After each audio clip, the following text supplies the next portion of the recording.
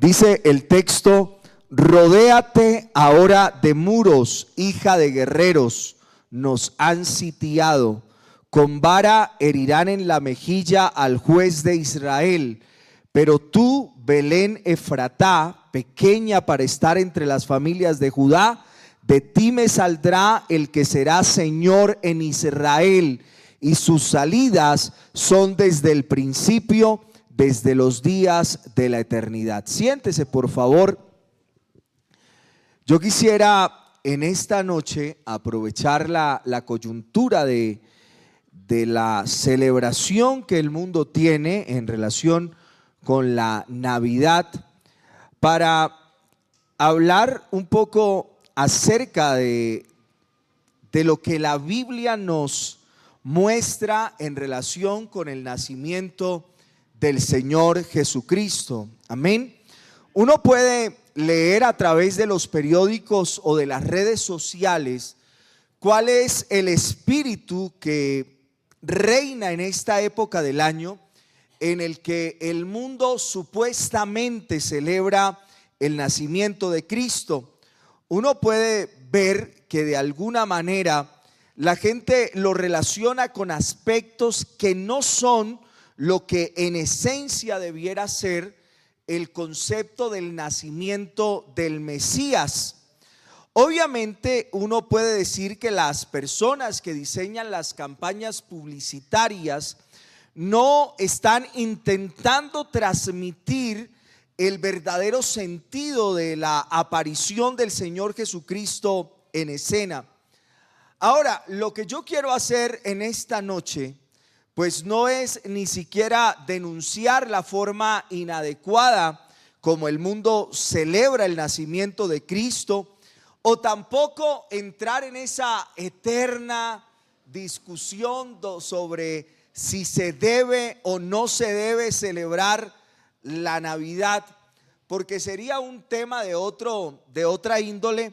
Si usted me lo pregunta a mí, yo le diría no debería usted celebrar la Navidad, pero hay mucho por ahondar en relación con el tema, sino que más bien quisiera que analizáramos una de las profecías más sorprendentes que encontramos en el Antiguo Testamento acerca de la persona de nuestro Señor Jesucristo, un texto que fue escrito aproximadamente 700 años antes de su nacimiento, y una profecía que nos ayuda a entender cuál es la esencia de la venida de Cristo al mundo.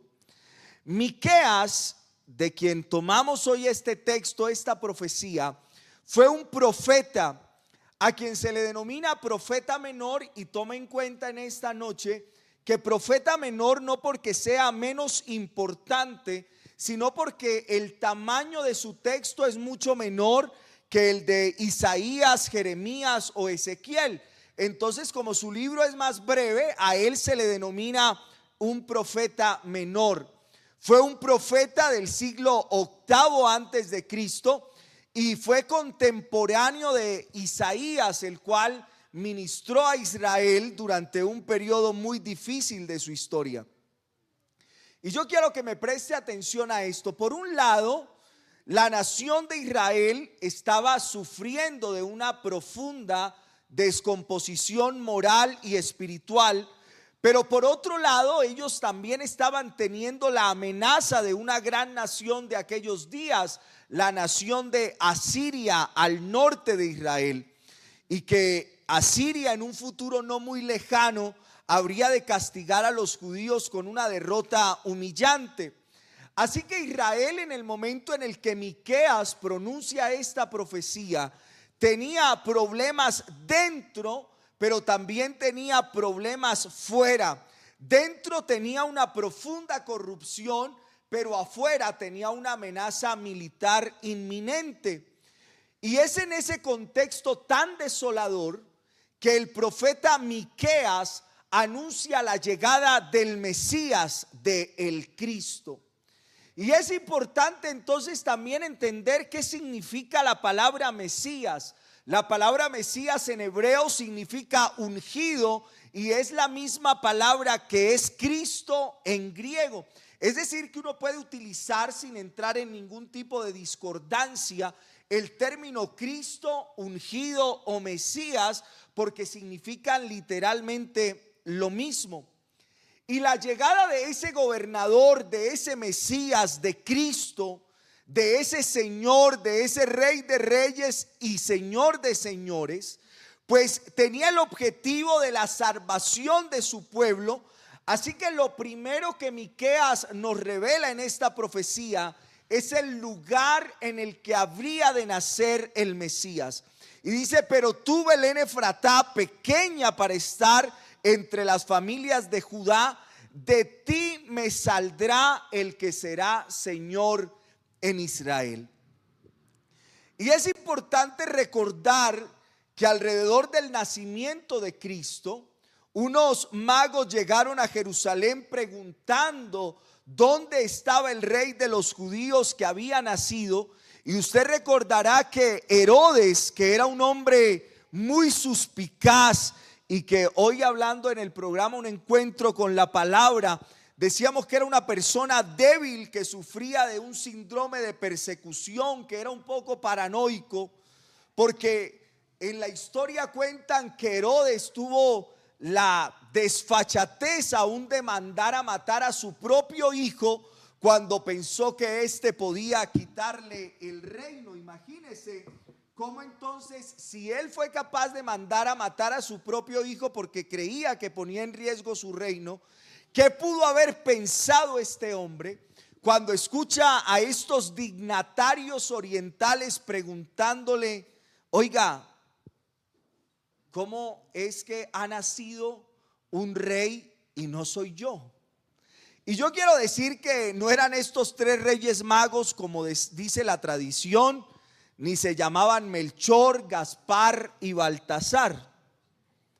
Era una comisión de altos dignatarios persas, probablemente que llegaron preguntando dónde está el rey de los judíos que ha nacido. Pero Herodes inmediatamente mandó a llamar a los estudiosos de las escrituras en el pueblo de Israel y les hizo la misma pregunta. Y ellos respondieron de inmediato: en Belén de Judea, porque así está escrito por el profeta. Es decir, que entre los judíos no existía ninguna duda de que el Mesías nacería en Belén, porque así Dios lo había anunciado a través del profeta aproximadamente 700 años antes de su nacimiento.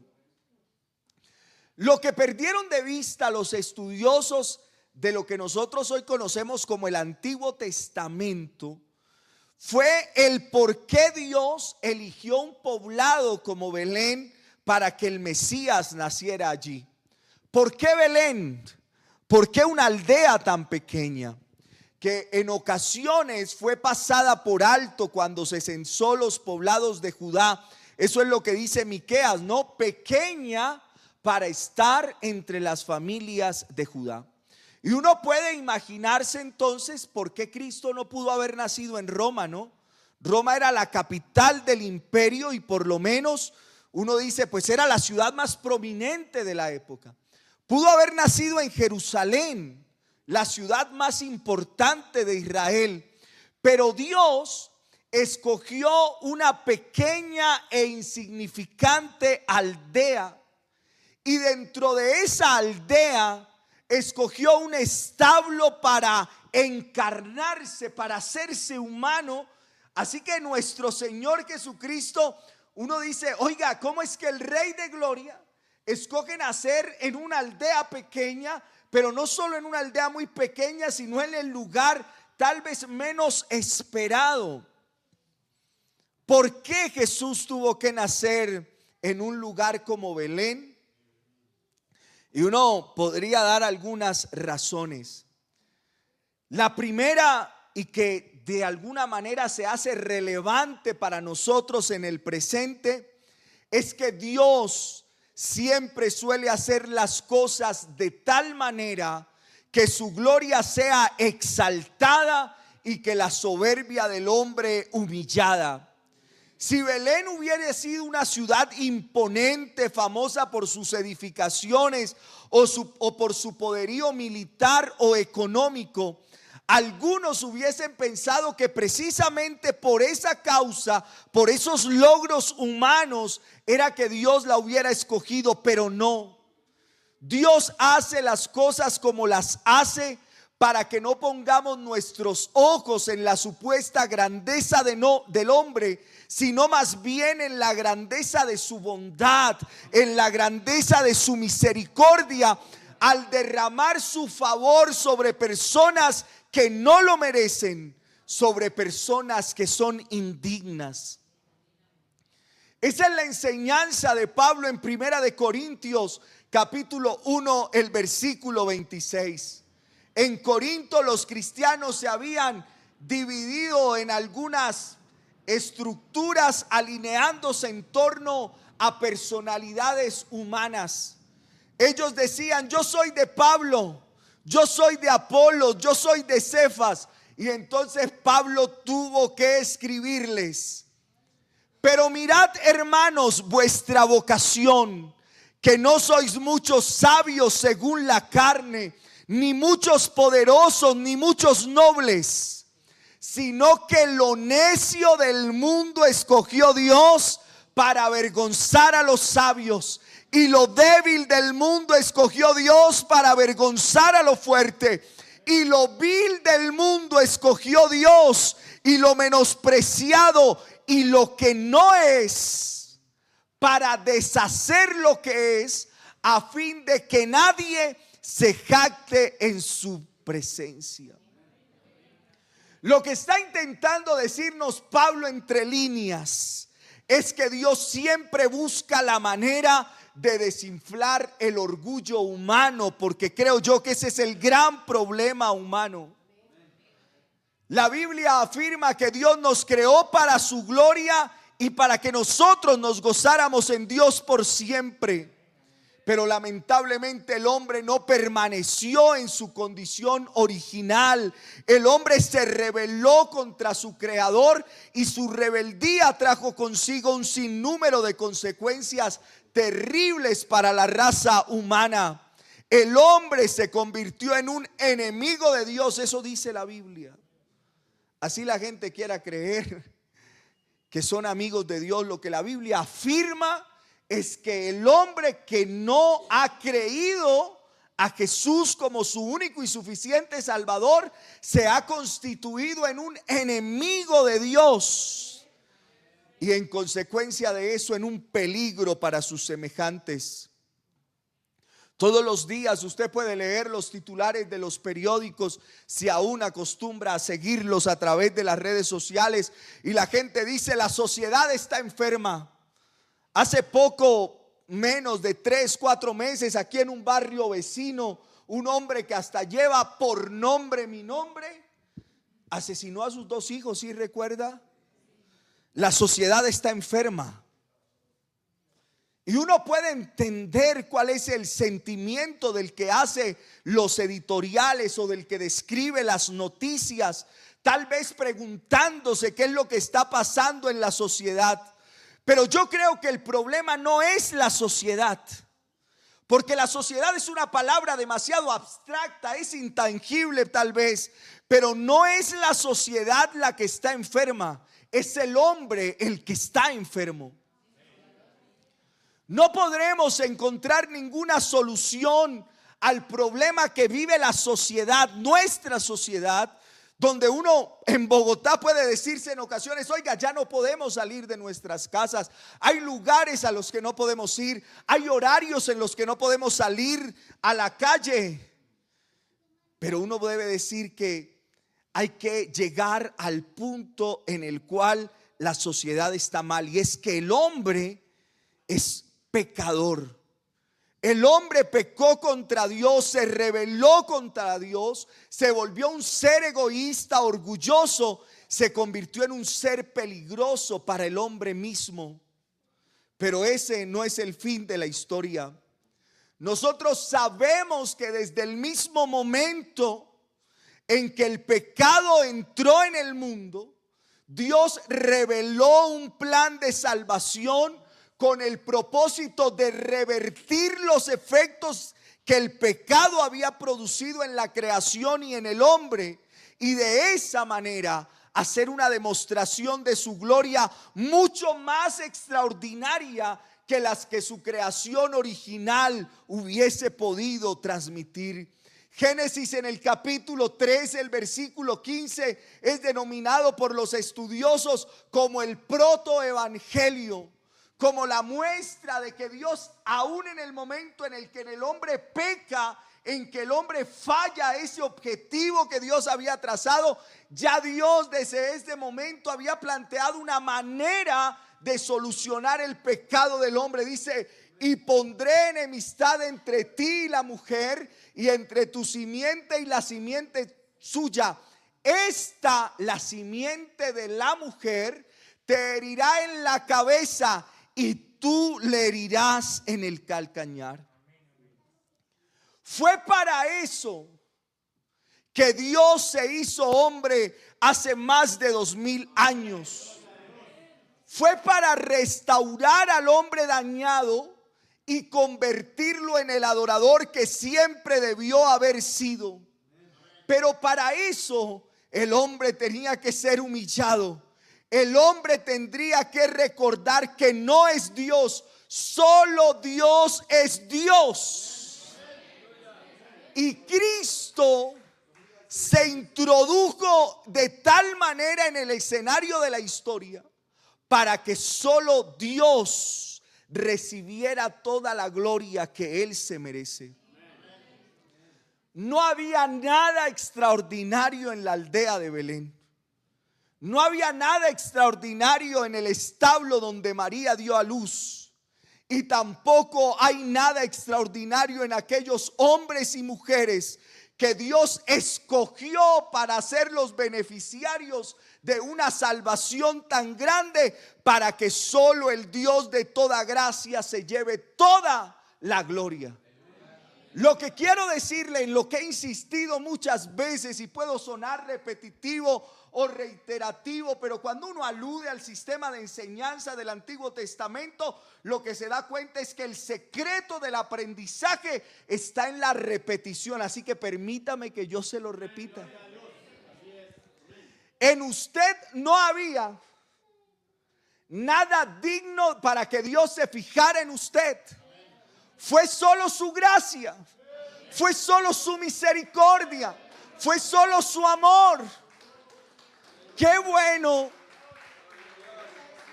Yo quiero que usted alabe a Dios en esta mañana, en esta noche.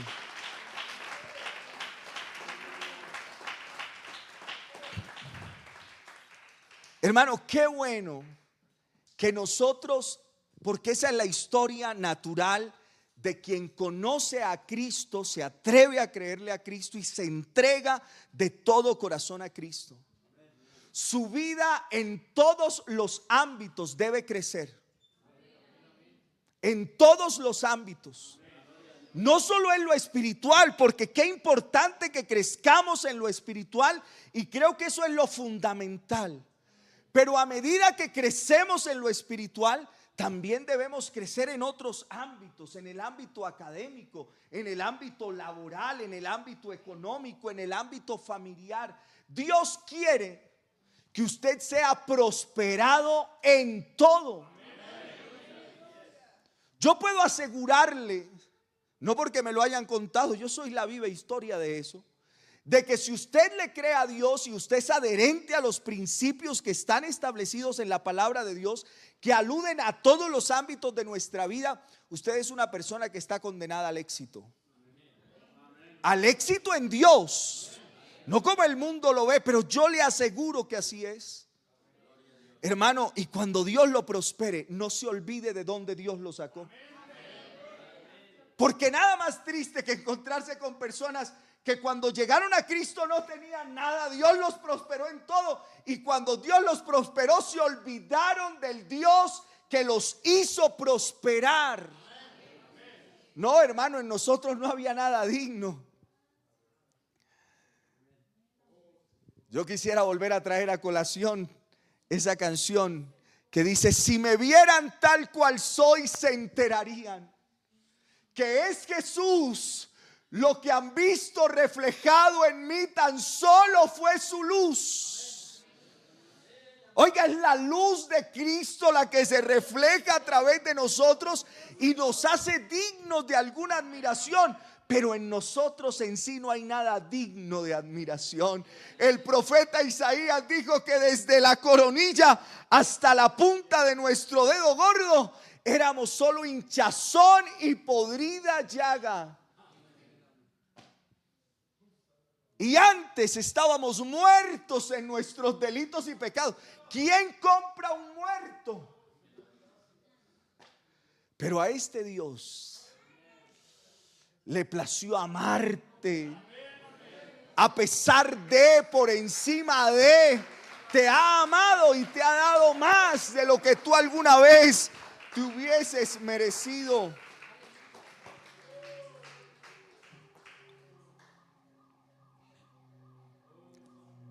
Y por eso Pablo sigue diciendo en este pasaje de Primera de Corintios, el versículo 30 del capítulo 1, dice: pero por Él, por Cristo, estáis vosotros en Cristo Jesús, el cual nos ha sido hecho por Dios sabiduría, justificación, santificación y redención. Si hay un grupo de personas en el mundo a las que les queda muy ridículo, mi papá usa mucho esa palabra, ridículo. Les queda ridículo actuar con orgullo, es a los cristianos. Y mientras más pasa el tiempo, yo más me convenzo de que esa es una de las grandes verdades que los cristianos debemos recordar todo el tiempo. Porque el orgullo sigue siendo un problema en nuestro corazón. Por eso es que hay tantos problemas a veces en la iglesia, porque hay quienes nos creemos muy importantes. Hay quienes nos creemos demasiado importantes. Hay que no me saluden. Hay que no me nombren en determinado comité. Hay que no me pongan a hacer determinada tarea. Hermano, si nosotros de verdad somos cristianos, por el mero hecho de decir que somos cristianos, de constituirnos en seguidores de Cristo, ese es un anuncio público de nuestra bajeza y pecaminosidad. Yo siempre digo que la iglesia es como una especie de hospital, pero del espíritu. Yo nunca espero ver en el hospital a alguien sano, no tendría sentido. El día que va alguien sano, yo le digo: ¿pero a qué viene? No, yo espero encontrarme a alguien bien enfermo. Así nos pasó a nosotros con Cristo. Cuando nos encontramos con Cristo, no es porque éramos los mejores, los más santos, era porque éramos pecadores. Pero Cristo nos amó a pesar de nuestros pecados. Creo que también es probable que Cristo haya nacido en la aldea de Belén para mostrar también desde el principio el carácter de su obra. Él no vino para ser servido, sino para servir. Él vino a tomar el lugar de pecadores culpables que no merecían un palacio, sino un patíbulo. ¿Para qué vino Cristo? Él vino a tomar nuestro lugar. ¿Qué es lo que tú y yo merecemos por nuestros pecados delante de la justicia de Dios?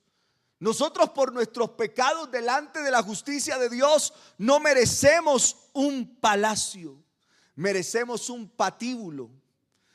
Y yo quiero decir que es un patíbulo, para los que no saben qué es el lugar donde se ejecuta a los culpables.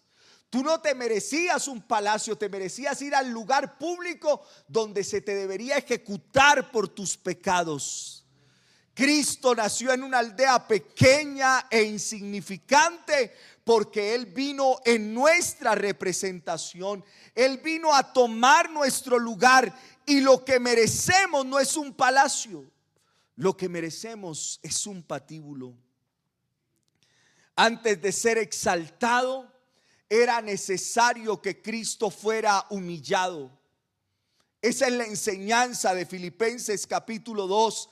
Haya pues en vosotros este mismo sentir que hubo también en Cristo Jesús, el cual siendo en forma de Dios no estimó el ser igual a Dios como cosa a que aferrarse, sino que se despojó a sí mismo, tomando forma de siervo hecho semejante a los hombres, y estando en la condición de hombre, se humilló a sí mismo, haciéndose obediente hasta la muerte y muerte de cruz.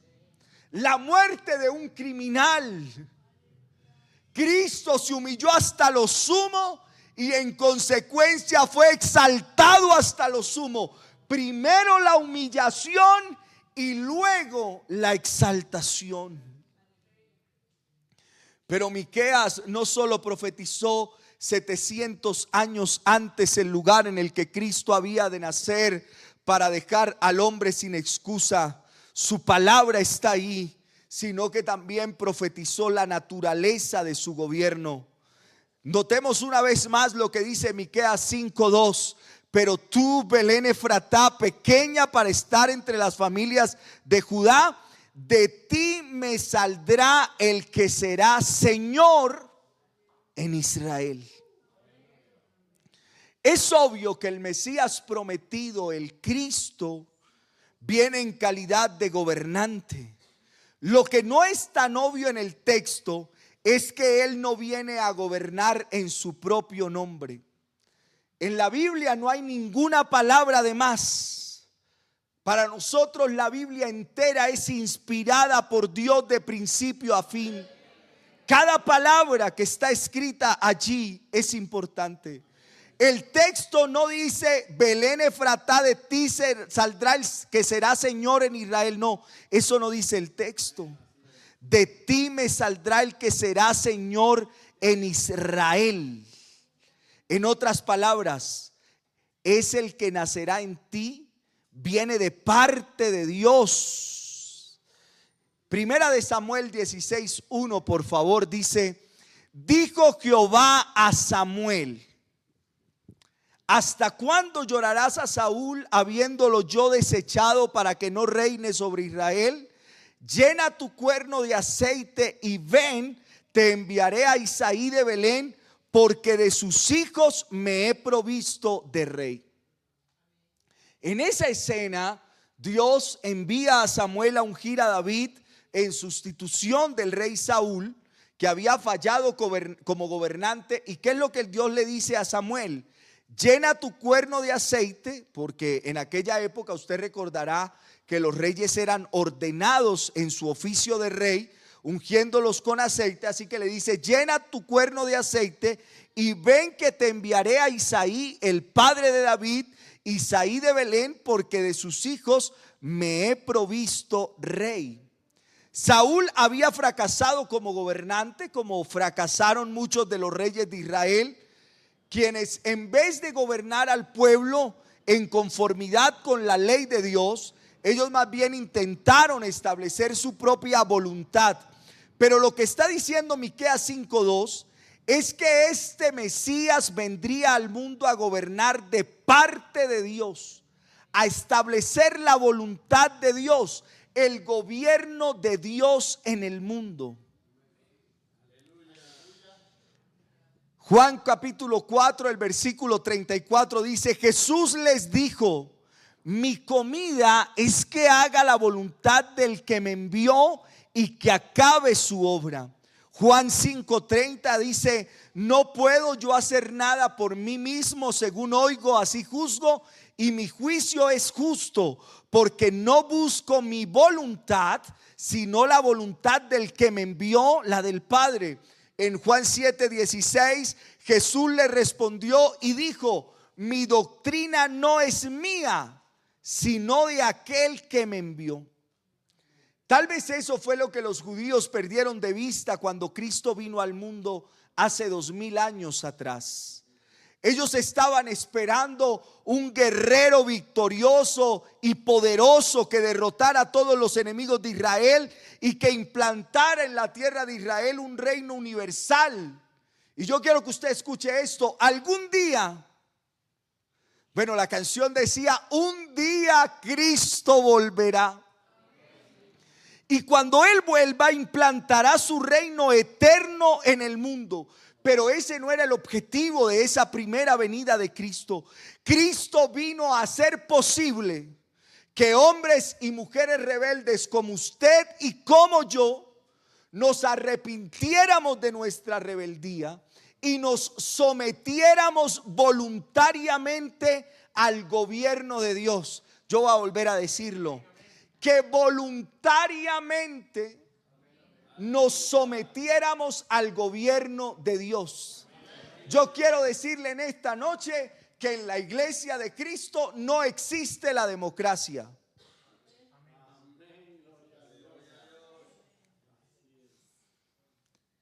En el reino de Cristo no existe la democracia. Esta es una teocracia.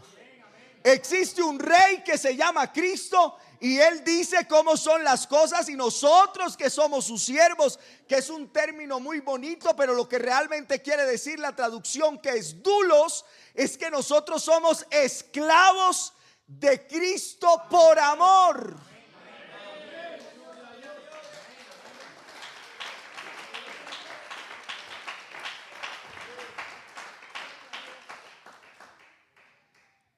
Y ya como el tiempo se fue, vamos a cerrar hablando de esto. ¿Qué significa?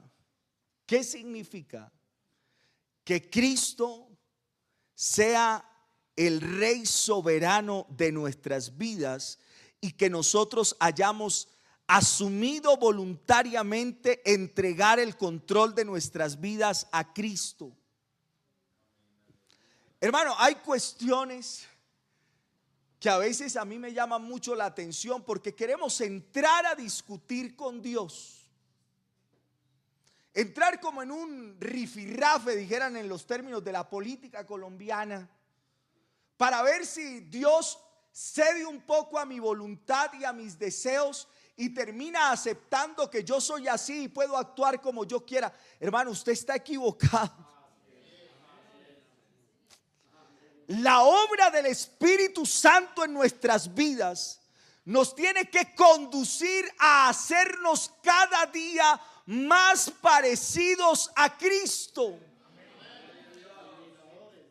Y voy a terminar de verdad con esto. La Biblia dice que nosotros tenemos la mente de Cristo. Pregúntese usted si en su cotidianidad usted piensa como piensa Cristo. Si usted actúa como actuaría Cristo. Porque a veces nosotros, es que yo soy así, es que Él me provocó, es que su actitud no me permite ser diferente. Pregúntese si usted actúa como actúa Cristo. Que sabiendo que Pedro lo iba a negar un par de horas después, decidió lavar los pies sucios, llenos de polvo. Tal vez con uñas sin haber ido a hacerse el pedicure en quién sabe cuánto tiempo.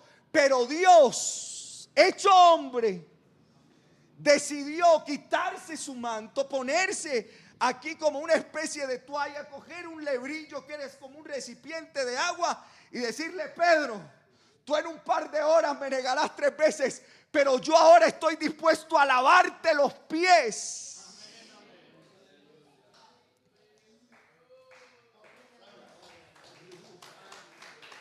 Hermano, es hora de asumir que voluntariamente le entregamos el control de nuestra vida a Cristo. Quiero preguntarle, ¿quién maneja sus finanzas?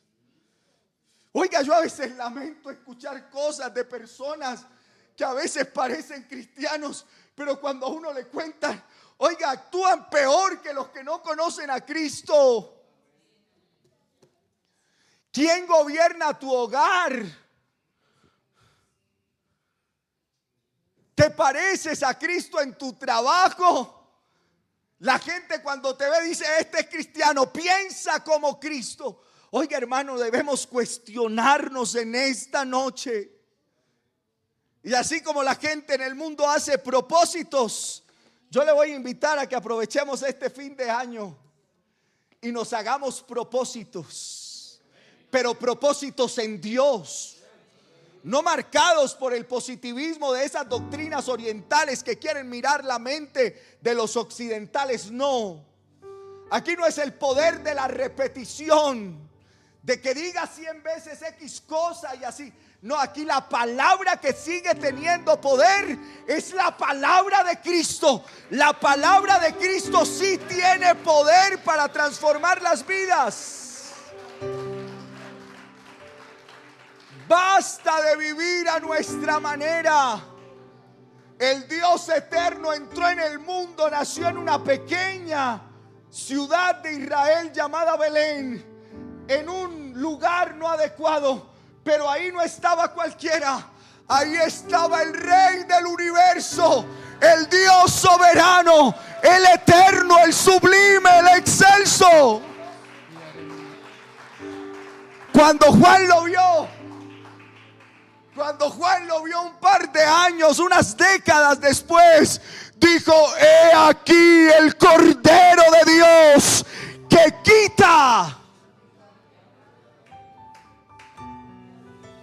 quita el pecado del mundo. Oiga, yo anhelo que usted en esta noche pueda disponerse y decirle: Cristo, yo quiero voluntariamente entregarte mi voluntad.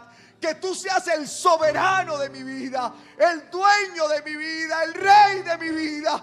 Quiero aprender a pensar como tú piensas, a hablar como tú hablas, a ver lo que tú quisieras que yo viera. Es hora de limpiar nuestras vidas de cualquier cosa que quiera apartarnos de Cristo. No puede pasar un año más en el que vivamos bajo esa misma sensación de pasividad que nos podrá augurar un fin que no queremos. Yo no quisiera pensar que alguno de nosotros, el día que Cristo venga, nos quedemos. No.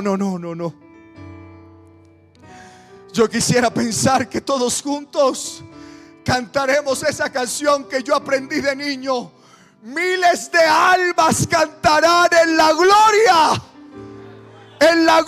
más allá. Oh, qué hermoso coro entonaremos.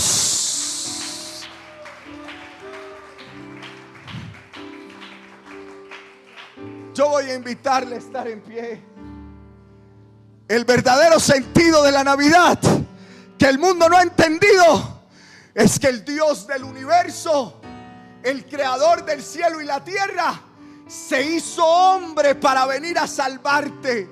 Pero no se trata de armar un bonito pesebre, se trata de permitirle que Él nazca, que Él se haga real en tu vida. ¿De qué sirve hacer tanto jolgorio si la gente sigue viviendo de la peor manera? Es un contrasentido decir que Jesús nació cuando en tu vida parece que Dios nunca hubiese aparecido. Pero en esta noche, aquí está Jesús. Aquí está Jesús.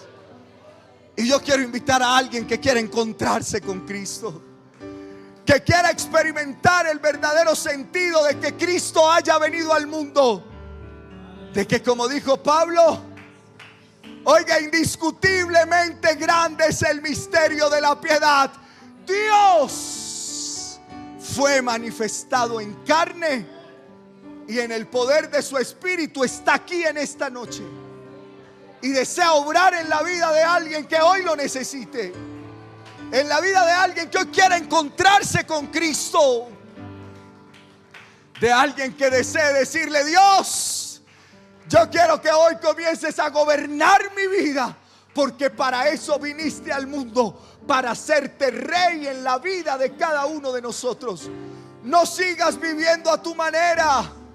No sigas haciendo las cosas a tu modo. Permite que este Dios eterno se haga efectivo en tu vida y obre de manera especial en ella.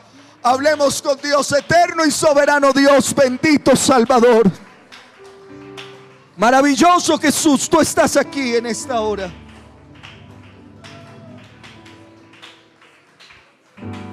Yo quiero pedirte, Dios, que inquietes nuestras vidas, Señor. Que inquietes nuestras vidas.